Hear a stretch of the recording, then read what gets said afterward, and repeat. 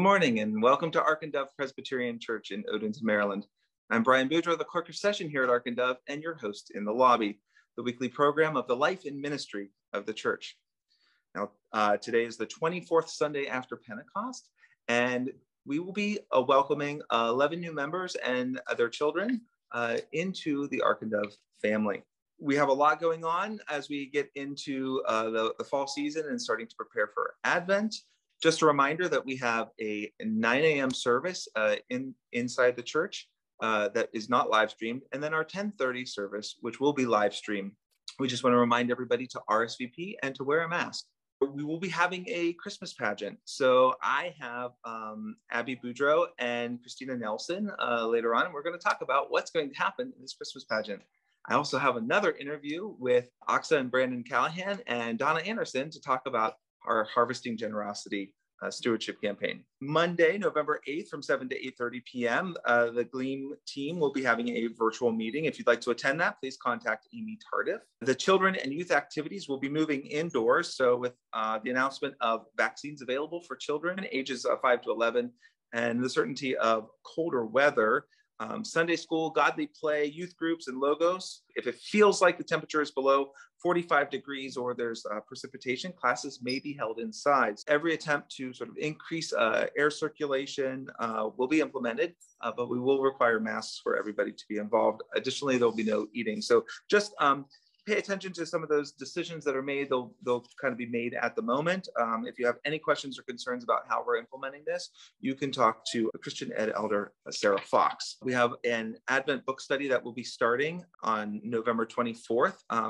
There's several groups that are meeting, so just check out the archive. Youth group, this is a reminder, is every Sunday from 4 to 5 for 6th to 8th graders and from 5 to 6:30 for 9th through 12th graders. What is the land we live on? This is a 3-part drop-in friendly series about the indigenous, enslaved, and environmental parts of the land that we live on and how faith ties into that. So each week, the group is getting together starting on Tuesday, November 9th. So that's this Tuesday to talk about the land. The first session is the environmental land, and this is over a 3-week period. So you can contact Katie Nilsson Johnson if you'd like to get the Zoom invite for that. So my first interview today, and yes, I have 2 interviews, so I'm really excited about this. My first interview is with Christina Nelson and Abby Boudreaux, who are going to talk to me today about a Christmas pageant. What are we planning on doing? Christina? So the title of our Christmas pageant this year is A Very Mixed Up Christmas Pageant. The plot is that there are no costumes. The key to the costume closet has been locked. So we gave a little teaser to the kids saying that they were going to need their Halloween costumes for our Christmas pageant.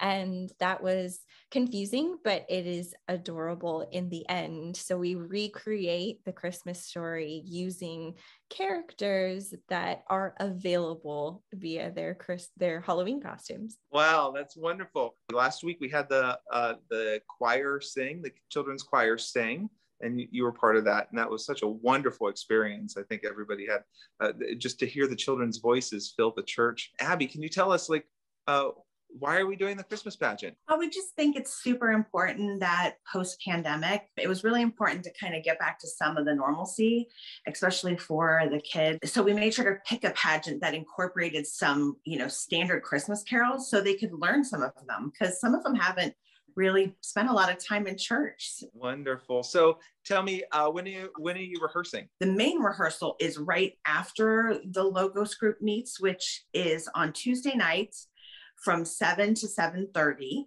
If they have any questions, they can email us about it. Christina, have auditions already happened? So we had our first round of tryouts this past Tuesday. A lot of those kids were super excited to have speaking parts.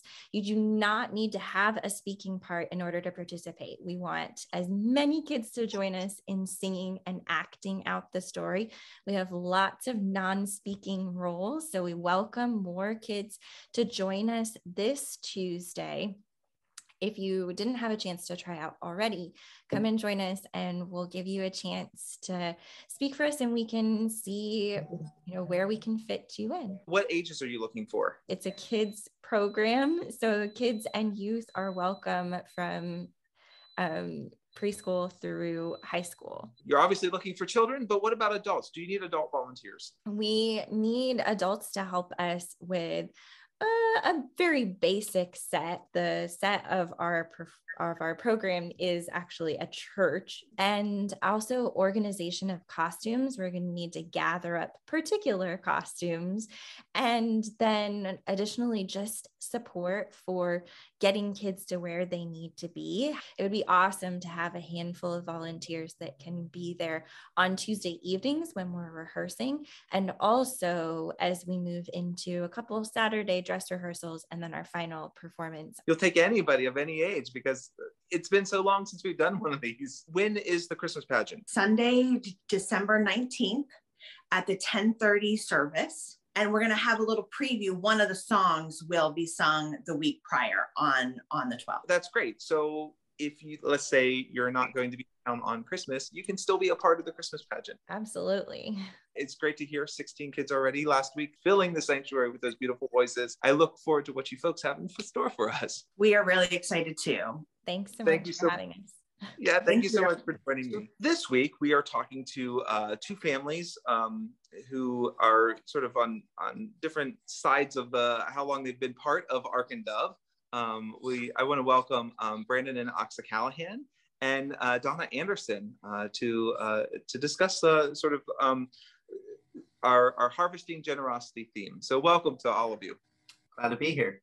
Happy to be here. Donna, I'm going to start with you. How did you find Ark and Dove, and how long have you been attending? I can mark my attendance by the age of my oldest child, Justin, who just turned 30. Brandon and Oxa, you have joined Ark and Dove a little more recently. So how did you find Ark and Dove, and how long have you been members of Ark and Dove? So we noticed Ark and Dove right around the 2016 election when we saw the Black Lives Matter sign go up, and we thought that's probably a place we want to check out in a community that we might be interested in being. So we've been coming on and off, but more regularly since 2019. So for our stewardship effort this year, we've been talking about harvesting generosity. And over the last few weeks, we've gone over some of the many ways to harvest our generosity at Ark and Dove.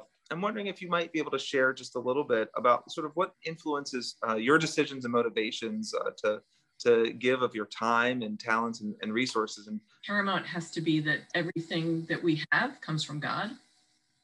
The work that we do, the talents that we have, the motivations and how we live in the world, that gift comes from God. And so to me, it's a natural outgrowth that when you receive, you have to give. And how about for you, Brandon and Oxa? I grew up in a Christian household where a tithe of 10% was what was modeled. However, it's not just religious legalism that makes me tithe. I tend to see the 10% sort of tithe or the offerings that I make as this kind of freeing experience. I think that localized impact really encouraged me. Instead of just donating to some random organization and not knowing how the dollars work, being able to see the impact of the funds that you provide gives me that extra joy. Do you have a preference for the way you give? Meaning, do you like the sort of designated giving, or do you feel sort of assured that by giving to the general fund that Ark and Dove is allocating the resources that you give well across the board to the different activities that we do? Yeah, we typically do designated giving. So it's kind of fun for every month or every other month to sit down and look at the list and say, what do we want to give to, the refugee offering or the environmental offerings, and kind of choose what's on our heart for that month. So we try to split it up where there's a little bit going into a lot of pots, including the general fund. It can be topical depending on what's happening in the news. Like when everything went down in Afghanistan, I think Ox and I felt more passionately this month we'd like to dial up our giving to the refugee support fund. It's always important to support the general fund too, because I don't want all of the funds we give to necessarily be earmarked, because I imagine there's general needs that come up where, at the discretion spiritual leading of the pastors and the board, they can decide how that money is allocated. Being at Ark and Dove is the first time I've seen a church so involved with the local community in terms of county policy and educational policy, to, or making sure that we're providing people with enough to eat. So that is one thing that has really struck me in giving to Ark and Dove, is knowing that I'm supporting the church in my local community, and through that, supporting my neighbors. Donna, is that an approach that you take, or do you look at it a little differently? Similarly, as somebody who's been on session, I understand and know how important a yearly pledge is for basically the management of the church, and for the session to be able to actually plan for how we're going to carry out all the mission and ministries of the church in the entire year. I'm pretty sure we've actually pledged for 30 years, kind of like Oxa and Brandon. Obviously the special offerings that come up and the specific needs that crop up throughout the year or throughout the weeks. I think my own personal approach to these things is more like, if you are feeling good about your generosity, then you're being generous. But if you feel bad, like you haven't given enough, or that you feel guilty or something, then you haven't given enough. This giving is part of our faith, right? This is the generosity, the how we kind of form ourselves as a church is being a giving church. And so it is that giving is and it should be a happy giving, right? Tithing for us has always been, or offerings, it's always been sort of that moment of like, oh yeah, like I get to give money to support other people without having to wrestle so much with the realities of, well, this money was being set aside for X, Y, Z. We're a young couple, but we also don't have any children. We're in relatively good health, and God has blessed us financially with jobs that meet our needs, and to where we can tithe and support the church financially in that way without a tremendous amount of hardship. This is a large part of your income. And so I think we've been trying to challenge ourselves over the years slightly. And my wife has been leading this effort to see, oh, sure, we might be meeting our tithe, but are there other financial ways where we can provide offerings to the church for one-off sort of things that, needs that come up. And usually I'm the person being like, well, yeah, but we hit our 10% tithe, so that money could be used for a vacation or whatever. And my wife is always the one who's been very driving forward that generosity. So we sometimes use the word tithe here, and it doesn't always necessarily mean the 10%. But I think it's important to stress that the giving that we do for Ark and Dove is we have to give within our means. But I think a couple years ago there was the conversation about challenging ourselves and challenging our faith to stretch ourselves just a little bit more. 1% or 2% more in our giving will sort of help the whole of Ark and Dove achieve that goal, and then be able to do those things, just like Oxa, you were talking about, giving to the community. And if you've watched some in the previous week, some of the things that we want to do. Just going to ask one last question. And finally, what sort of impact do you feel your giving at Ark and Dove has for the church and the community and in your own hearts? And I think that's what this is really about, is like how we are able to impact our community around us. So there are ministries that seem to be Ark and Dove specific, and then there are other sort of like pass-through ones where it's like, oh, the money that you give here is really just going entirely to this outside organization. And that really struck a chord with me, because I was like, I think I felt bad about it at first, because I was like, oh, does that mean that I'm not like tithing to my church? Or like almost like, oh, like, should I not do this because does Ark and Dove need to retain some of money for operational costs or the things that are just required in running a facility? But I just had a lot of respect for that, because it's not like Ark and Dove is trying to be the like sole light in the Odenton, Severn, Fort Meade community. They are saying, hey, there are other people out there who are doing work with resources and people that we cannot match, nor do we have like the skill set to match. And the best way that we can support them is not by like supporting this fight or this work is not by like setting up our own little ministry empire, but in just directly supporting them financially. Donna? All you need to do is see the kids sing on Sunday morning last week and know that that's impact. You know, my kids sang in the choir when they were young children. They went to Sunday school. I think a huge reason why they are the good people that they are is because of the, you know, loving, nurturing, caring environment that they got at Ark and Dove.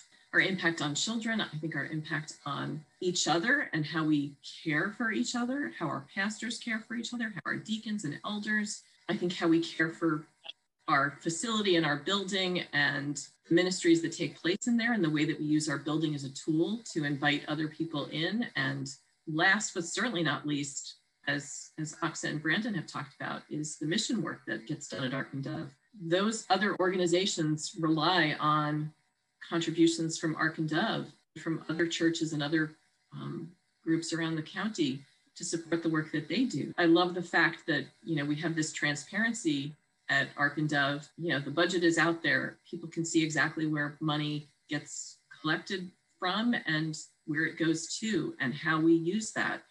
And it is an expression of our priorities as a church. Your giving has an immediate impact, immediate local impact. Okay.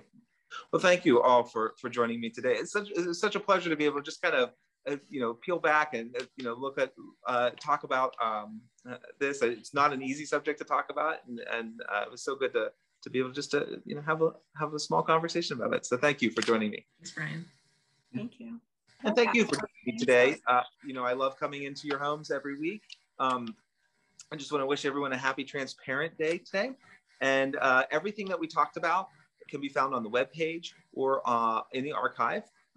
Stay safe, get your shot or your booster if you're eligible. The virtual fellowship will be after the service. The live stream service will begin in a moment.